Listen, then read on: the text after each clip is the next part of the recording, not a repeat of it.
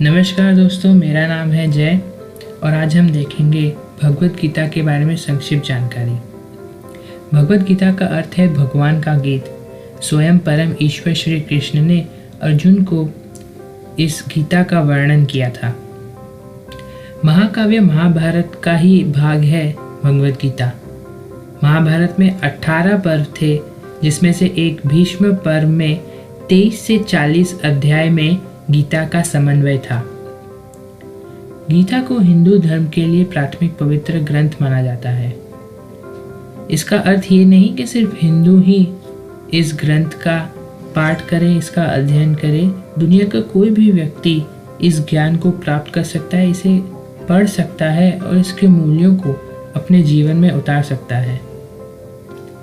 इसके निर्माता हैं वेद व्यास जी, जो वेदों के रचयिता भी हैं।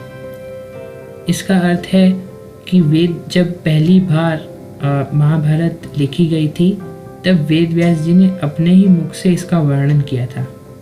लेकिन इसके लेखक हैं गणेश जी।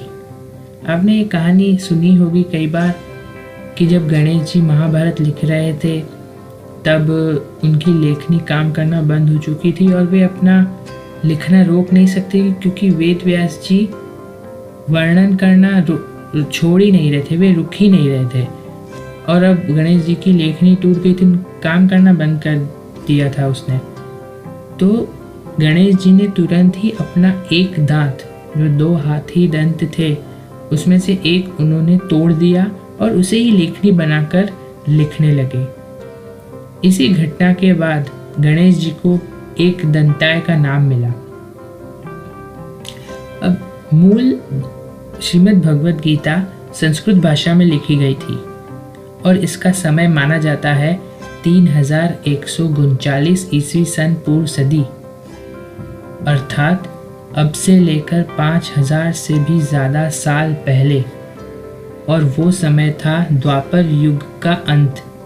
उसके बाद शुरू हुआ हमारा कलयुग, जिसमें अब हम आज जी रहे हैं।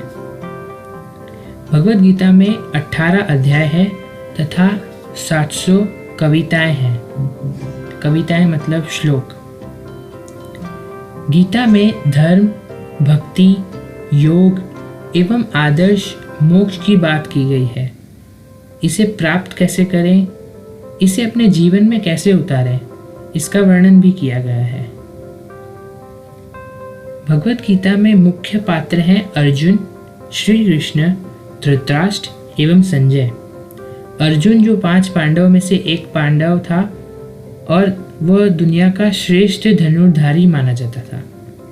श्री कृष्ण, जिन्होंने भगवत गीता का वर्णन किया, और ये सब उनकी ही तो लीला थी। महाभारत, ये सब उन्हें सब पहले से ही पता था, लेकिन वे इसे रोक नहीं सकते थे, क्योंकि ये उनका धर्म था, ये उन्हें करवाना ही था। फिर आते हैं धृतराष्ट्र। धृतराष्ट्र जो बचपन से ही अंध पैदा हुए थे, लेकिन उन्हें ये अपने आप पर पूरा गर्व था कि वे अंध हुए तो क्या हुआ, वे कुछ भी कर सकते हैं। और वे सही में काफ़ी बलशाली थे, उनमें कई महाबलियों को हराने की ताकत थी, उन्हें कई शिक्षाएं भी प्राप्त थी। और उनके पुत्र थे कौरव, 100 कौरव, और उसमें से सबसे बड़ा था दुर्योधन। उनकी एक पुत्री भी थी दुशला। अब देखते हैं संजय। संजय धृतराष्ट्र का सारथी एवं सेवक था, और संजय को वेद व्यास जी के द्वारा दिव्य दृष्टि का वरदान प्राप्त हुआ था।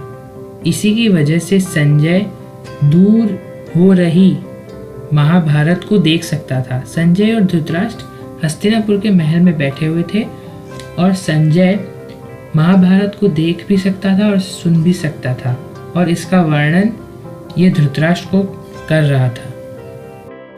धन्यवाद। जय हिंद, जय श्री कृष्ण।